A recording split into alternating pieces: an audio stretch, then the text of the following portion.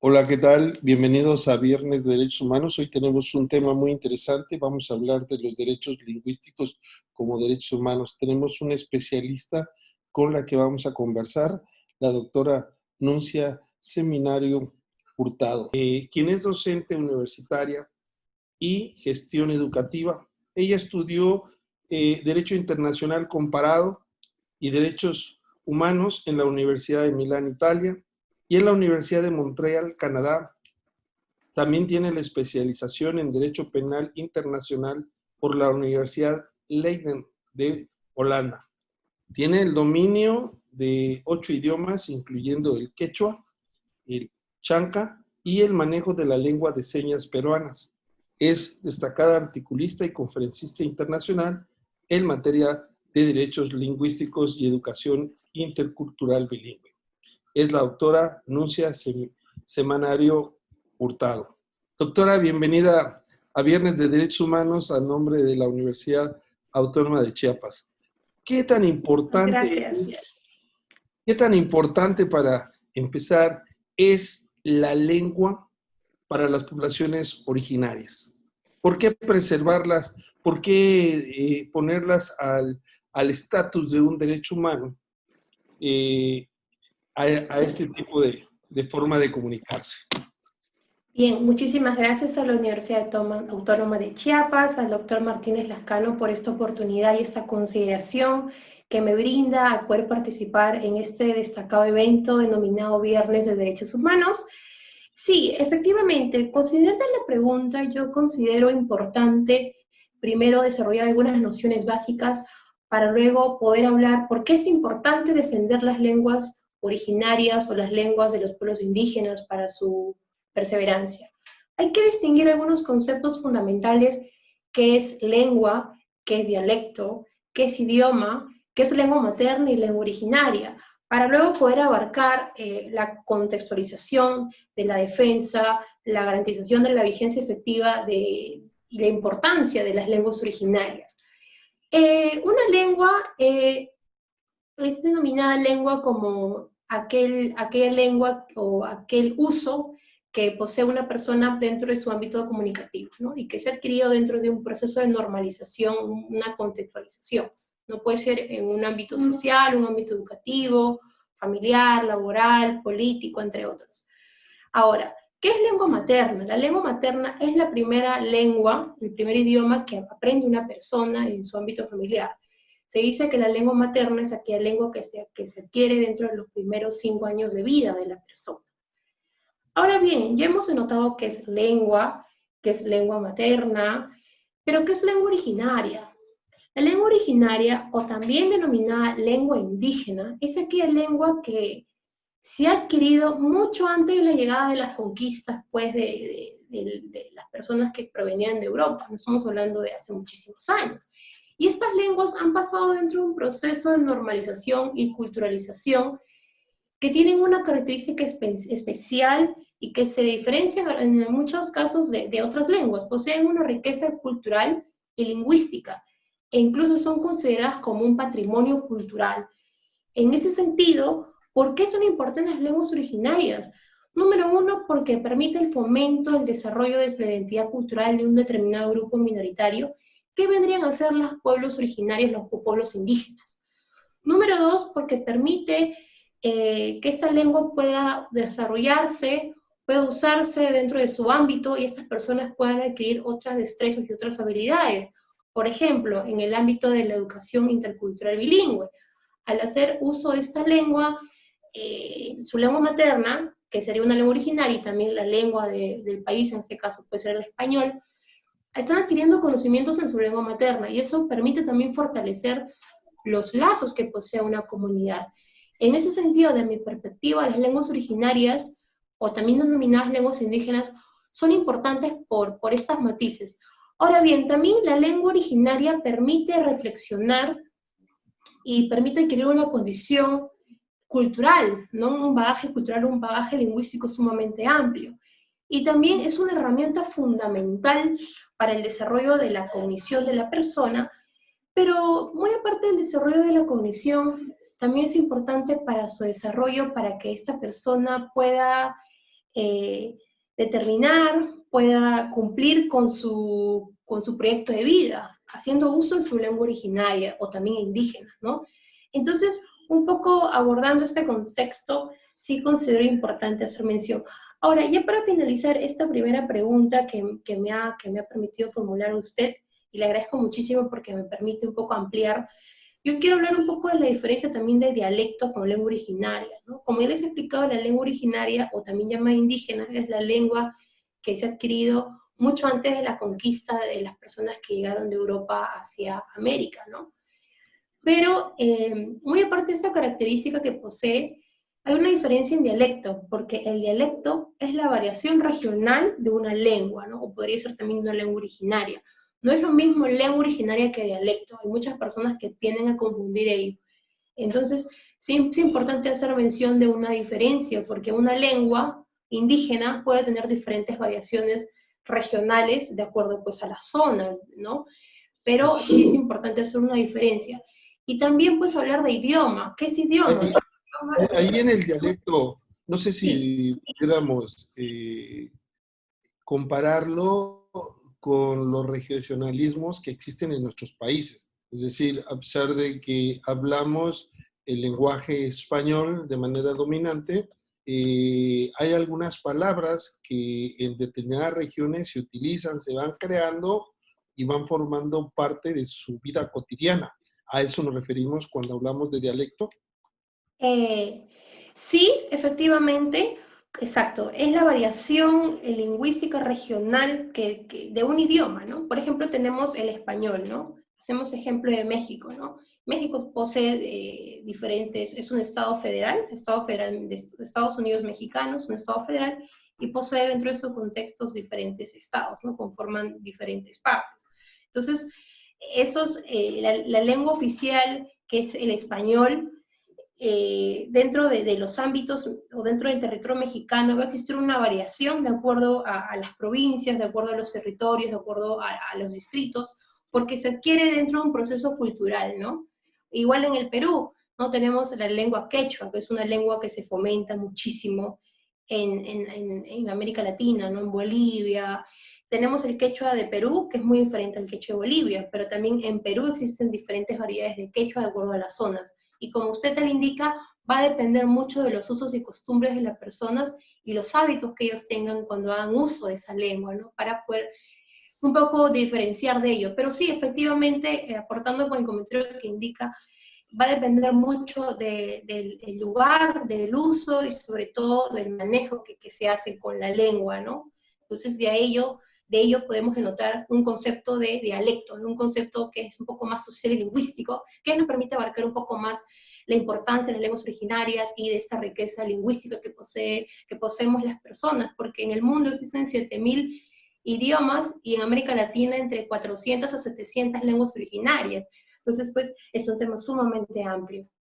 Sí, países, tanto Perú como México, son países en el cual podríamos decir, sobreviven diferentes grupos étnicos y también sus diferentes lenguas. Tan solo en México hay 68 diferentes lenguas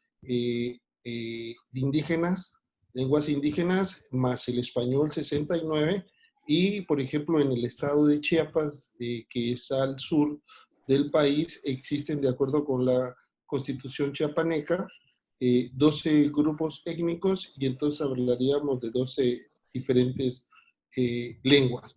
En el caso de Perú, ¿cómo estaría integrado estos lenguajes indígenas? Sí, bueno, en el Perú existen 48 lenguas originarias y se reconocen 55 pueblos originarios según la última base de datos del Ministerio de Cultura del Perú del año 2019 y efectivamente están reconocidos constitucionalmente en el artículo 48 de nuestra Carta Magna y pues se han desarrollado políticas lingüísticas en el ámbito judicial, en el ámbito educativo, en el ámbito de la salud, en el ámbito de comunicativo, por ejemplo, en la difusión de radios, hay programas en lenguas originarias. Es un avance progresivo que se ha ido dando Y acá hay un tema muy interesante como antecedente. Nuestra Carta Magna vigente es del año 1993. En el artículo 48 indicaba pues, que el Perú reconoce y protege el castellano, el quechua, el aymara y las demás lenguas originarias donde predominen, ¿no? En las zonas donde se encuentren. Pero no ha existido un avance hasta el año 2000 con la tesis del doctor Manuel Bermúdez Tapia, que él habló sobre los derechos lingüísticos. Y luego de ello, el Estado peruano trató de crear políticas públicas, ¿no? Al aplicar políticas públicas basadas en el enfoque de derechos humanos, en este caso sobre derechos lingüísticos, que más adelante vamos a abordar por qué los derechos lingüísticos son denominados también derechos humanos o son parte de este campo. Pero no hubo mucho avance hasta el 2016, ¿no? Entonces, eso es algo reciente, ¿no? Hace unos años, pues, se ha creado el registro de intérpretes y traductores de lenguas originarias, hay políticas interculturales bilingües en el caso de la educación, hay políticas en los ministerios sobre el acceso a la información traducidos en lenguas originarias, incluso en el Tribunal Constitucional de nuestro país se emitió una sentencia en el año 2017 y fue traducida en una lengua originaria y publicada posteriormente en el Diario Oficial del Peruano. Pero son avances recientes. ¿Cree que es necesario que las constituciones establezcan también como lengua oficial del país algunas lenguas indígenas? Por ejemplo, yo estuve en Paraguay y me invitaron al Congreso en Asunción y me llamó mucho la atención porque subimos en un elevador y las personas platicaban cotidianamente en guaraní y después volví a escuchar, cosa que no es tan fácil en las grandes ciudades, sobre todo en las capitales, sí en las provincias, en los estados. Por ejemplo, en Chiapas uno va a San Cristóbal y pues a Barancentac, Tzotzil, pero es necesario establecer estas lenguas indígenas como idiomas oficiales de los países. Sí lo considero necesario en América Latina sobre todo, y de hecho gran parte de los países de la región, por ejemplo Bolivia, Bolivia es un estado plurinacional, también reconocido como un estado constitucional multicultural. Ecuador, de la Constitución del año 2008, también reconoce en sus primeros artículos las lenguas originarias como lenguas oficiales. El Perú, incluso, como indica Paraguay, es un estado bilingüe que se fomenta el español y el guaraní, y entre otros estados. Sí considero importante porque mediante ello se debe elaborar una serie de políticas lingüísticas. ¿En qué me refiero a políticas lingüísticas? Políticas basadas en enfoque de derechos humanos y específicamente en derecho al uso del idioma propio y el intérprete para que se pueda garantizar la vigencia efectiva de este derecho. Ahora bien, aquí hay un tema interesante, porque ya los tratados internacionales en materia de derechos humanos por parte del sistema universal y regional, sobre todo el sistema universal, ¿no? Por ejemplo, tenemos el convenio 169 de OIT que reconoce las lenguas originarias como lenguas oficiales de los pueblos indígenas. Y también la Convención sobre los Derechos del Niño, la Convención Mayor ratificada por 193 estados, de igual manera reconoce estas lenguas originarias. No obstante, a pesar que emiten opiniones o de repente algunos informes consultivos a los estados, muchos estados no adoptan esas medidas, ¿no? Sí considero importante, sobre todo en los países que poseen una constitución con estos rasgos multiculturales y lingüísticos, por eso justamente se reconocen como estados constitucionales multiculturales, porque en sus constituciones se encuentran debidamente garantizada, número uno, la existencia de los pueblos originarios, número dos, la existencia de la identidad cultural, y número tres, garantizan la vigencia efectiva y la protección del derecho a la identidad cultural, derecho a la lengua, y mediante ello los estados han ido desarrollando políticas lingüísticas. Y si hacemos una comparación de los países de la región, personalmente considero que Bolivia está sumamente avanzado porque Bolivia tiene un tribunal incluso que los magistrados hablan lenguas originarias y además emiten sentencias en lenguas originarias con la finalidad de fortalecer la identidad de los miembros que poseen. Y también igual México. México en el año 2003 publicó una ley sobre derechos lingüísticos en lenguas indígenas, ¿no? Y posteriormente, pues, se han visto los avances en América Latina, ¿no? En Perú se publicó la Ley sobre Derechos Lingüísticos de los Pueblos Originarios en el año 2011, pero México le llevó la delantera en el 2003. Igual Ecuador en la Constitución del 2008 reconoce las lenguas originarias, pero vemos que México ha tenido un avance, pues, y ha sido uno de los primeros en aportar. Incluso la Ley sobre Derechos Lingüísticos en el Perú tuvo una matiz de la ley de lenguas originarias, de lenguas indígenas, de la ley mexicana, ¿no? Entonces, tenemos por ahí, entre los países de América Latina, un reconocimiento, definitivamente, pero también ha habido, pues, un análisis microcomparativo que han desarrollado estos países con la finalidad de proteger esa identidad de los pueblos indígenas y sobre todo, lo más importante, poder perseverar la lengua y este patrimonio cultural, ¿no? Sí, y además tenemos cierta identidad. Yo recuerdo que estuve cerca del Cusco, en una población, no recuerdo el nombre, donde vendían artesanías peruanas. Y entonces me llamó mucho la atención porque aquí en Chiapas hay una población que se llama San Cristóbal, hay un lugar donde venden artesanías y eran muy parecidas las artesanías de Perú con las artesanías de San Cristóbal de las Casas. Inclusive yo le dije a la persona, a la señora que las estaba vendiendo, que se parecían mucho a las artesanías que se hacían en Chiapas, y me dijo, ¿y dónde queda Chiapas? Le dije, bueno, está en México, y me dijo, ¿y dónde queda México? Es decir, de una u otra manera, no tenemos quizás a través de los grupos étnicos originarios alguna conexión, pero sí tenemos una vida de identidad cultural que de una u otra forma los identifica con su forma de actuar. Por ejemplo, el hecho de cómo protegen la naturaleza, cómo en determinado toman decisiones colectivas, etcétera, ¿verdad? Y un tema que se me hace también interesante porque desgraciadamente en las cárceles muchas veces personas son detenidas y no hablan español y son sometidos a procesos donde no hay traductores que conozcan bien la lengua.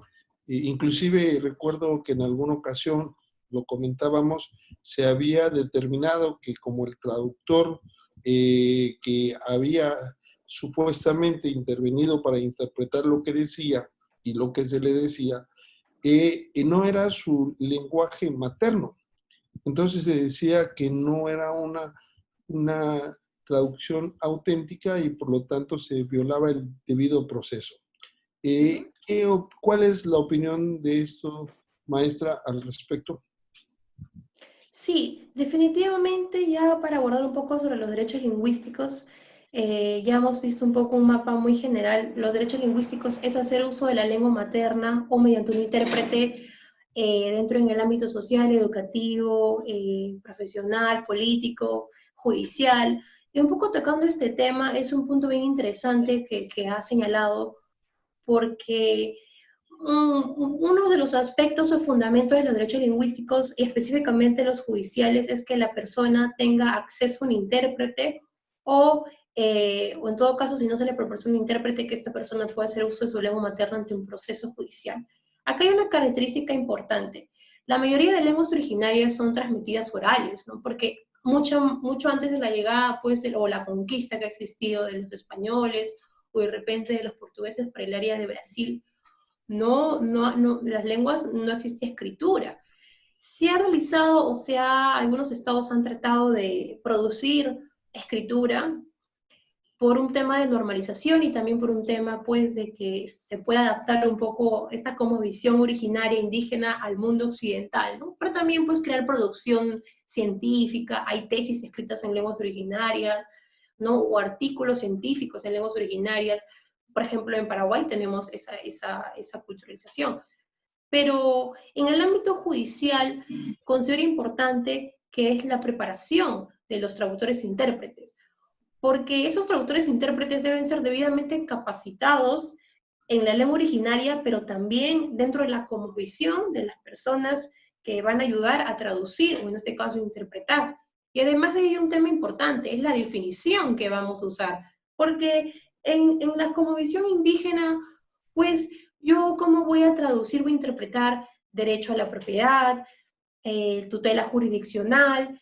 Yo no le podría decir, pues, o traducir en este caso, o interpretar derecho de acción, garantía judicial. Estos términos en la cosmovisión indígena, pues, no existen, ¿no? O sea, no existen estos temas de una creación de un Estado, la Constitución, los códigos penales, civiles. Entonces, más que todo es tratar de adaptar la cosmovisión. Ahora bien, si la persona no está traduciendo correctamente para que la otra persona pueda entender que pues una lengua indígena, ahí existiría incluso una vulneración de los derechos lingüísticos. Esa es por la parte de las audiencias, ¿no? Sea parte de la víctima o parte procesada en un tema penal o un tema civil, pues demandante o demandado. Pero también hay otro aspecto en cuanto a la emisión de las sentencias, las resoluciones, las notificaciones. Sí es importante indicar de que la mayoría, como les decía, de lenguas originarias han sido adquiridas de manera oral, ¿no? Pero si yo traduzco una sentencia pues en lengua originaria, ¿cuál es el fin? El fin es que la persona que o es víctima, o en este caso el sentenciado, ya cuando se emite la sentencia, pueda adquirir ese conocimiento y leer y saber las consecuencias. Pero si esta persona no sabe leer la lengua originaria, no tendría mucho sentido poder traducirlas. Sería más de manera oral, y yo fomento mucho eso, ¿no? La oralidad de las lenguas originarias, porque es así como se han ido transmitiendo durante muchísimos años, ¿no? Entonces, en el ámbito judicial, yo sí considero que habría que mejorar, no mucho más el tema de la oralización por parte de los magistrados, de las personas que componen, pues, el ámbito judicial, para que las personas que posean una lengua originaria, una lengua indígena, no puedan sentirse vulnerados, porque el fin es que esa persona pueda adquirir conocimiento, pero que comprenda, ¿no? No es más que, no solamente es traducir o interpretar o hacer ver que sí, estamos bien y estamos garantizando las políticas lingüísticas. El fin es que esta persona comprenda, ¿no? Y si no se está haciendo o no se están aplicando las políticas correctamente en este proceso, pues la persona no va a entender y ahí existiría una vulneración. Entonces, lo que faltaría aquí pues, es más preparación, implementación de políticas basadas en estos enfoques de derechos lingüísticos como derechos humanos, para que la persona pueda cumplir con su plan de vida, con su desarrollo, y no tan solo en el ámbito judicial, también hay diferentes ámbitos como educativo, en el ámbito social, incluso en el ámbito político. Pero sí un poco marcando ello, esa es mi apreciación ante esa pregunta. Sí, dos cosas importantes, bueno, considero que son importantes. Bueno. Una de ellas es si el idioma o el lenguaje indígena se transmite verbalmente de manera oral y a veces no hay palabras en esas lenguas, sino que se utiliza quizás el español para designar o describir algo. Estos lenguajes, ¿qué tanto se han conservado? ¿O en determinado momento hay cierto híbrido entre el español y los lenguajes indígenas, doctora?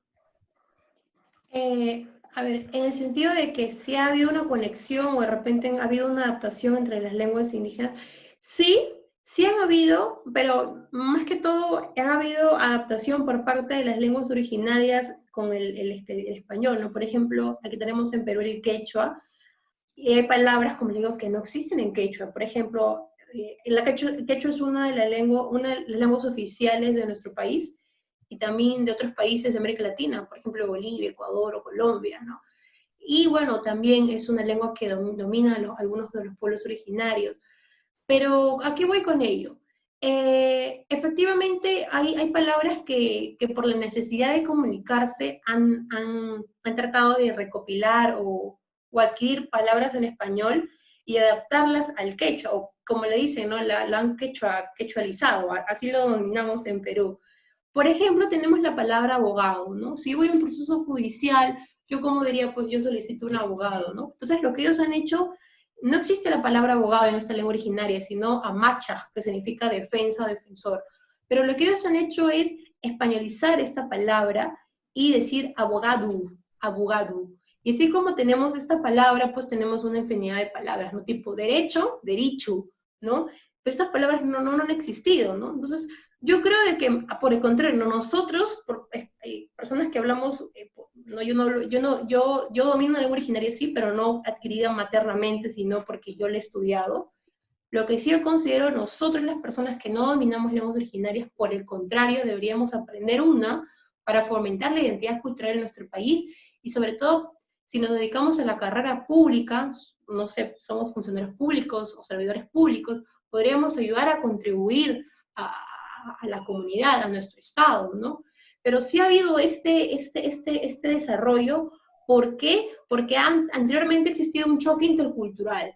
¿En qué sentido choque intercultural? Había mucho tema de discriminación lingüística sobre todo, había burlas, porque antes se creía pues que el español era la lengua imperativa, la lengua que debería ser hablada, y efectivamente el español pues es una lengua en los países en que... Depende de dónde esté uno, ¿verdad? Porque muchas veces a gente en Estados Unidos que están hablando español, los discriminan y los insultan y habla inglés, no sé, o regresas a tu país. Es decir, el lenguaje no debe ser un elemento de discriminación en cualquier nivel, ¿no? Exacto, exactamente, doctor. Efectivamente, lo que usted comenta, ¿no? Entonces, ha habido un tema de discriminación lingüística. Y aquí hay un tema importante porque, por ejemplo, usted ha notado en Estados Unidos, pero nosotros, pues, estamos dentro del mismo país, incluso hay discriminación lingüística. No hay necesidad de cruzar las fronteras porque hasta en el mismo país existe discriminación lingüística. Y por eso ya recientemente, a partir del año 2010, algunos países de la región pues han tratado de implementar, también un poco ha sido más por el tema de las Naciones Unidas, porque las Naciones Unidas ha emitido muchas opiniones sobre el uso de la lengua, la preservación de la cultura. Incluso en el año 2017 hay un informe sobre los derechos lingüísticos, y las Naciones Unidas de manera general enmarca que los derechos lingüísticos son preferencias lingüísticas y culturales que son imprescindibles para que la persona pues, pueda hacer uso de este, y también denominaba que las lenguas originarias, los derechos lingüísticos son parte de la naturaleza humana, y número dos, también es parte de la cultura, ¿no? Entonces, sí es importante ello, porque si no existe un diálogo cultural dentro de un determinado territorio, pues dentro de un estado incluso, sería un problema, ¿no? Entonces, por eso los ministerios, las autoridades han tratado de implementar y garantizar los derechos individuales y colectivos de los pueblos originarios en el sentido de los derechos lingüísticos, ¿no? Para que también puedan comprender y también se pueda perseverar, ¿no? Mucho el tema se ve del enfoque intercultural y de la oralidad de estos.